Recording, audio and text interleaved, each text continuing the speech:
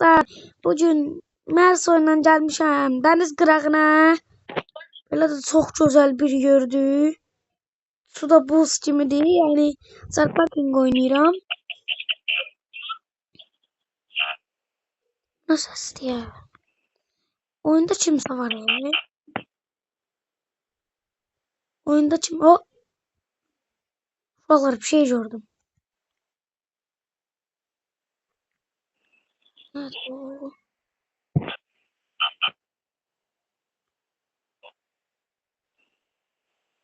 Kimdi?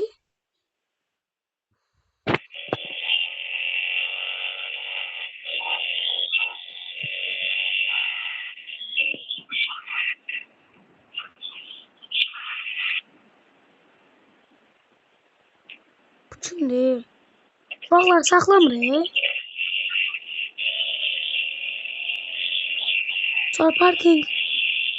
Zarparking'den biri zattı bu. Unutmayın. Esasım atsın. Gaga, sen kimsin?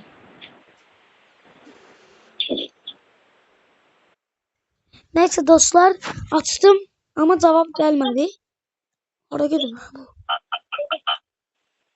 Sesi yakınlıktan gelir.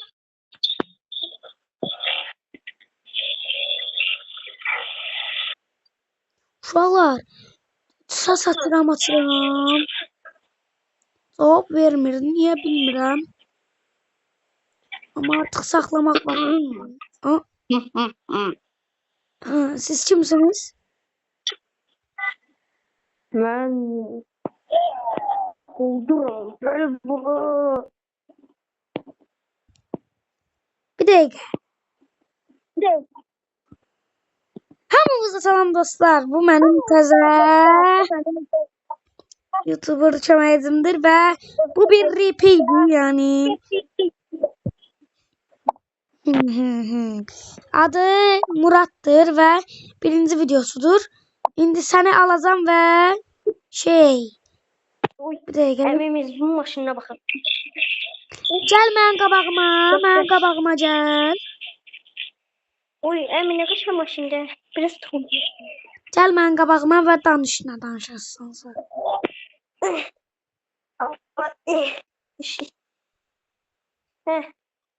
Bu nə deyildi?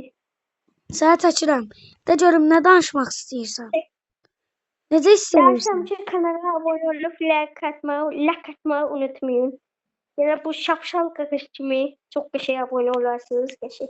Bunu bir de her like ve abone buna bir şaplaktır. Sizin için ben de buna bir şaplak koyayım durun. Bismillah. Ya estağfurullah. Neyse. Like atmayı kimi like atmayı abone olmayı unutmayın. Bu da sizin için tavsiye. Tıkkın dişin.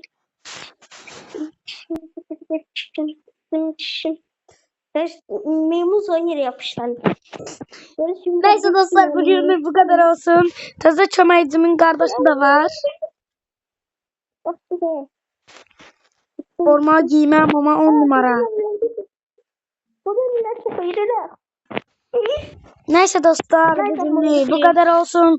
Like atıp kanalımıza abone olmayı ve zilleri açmayı unutmayın. Sizi sevirik.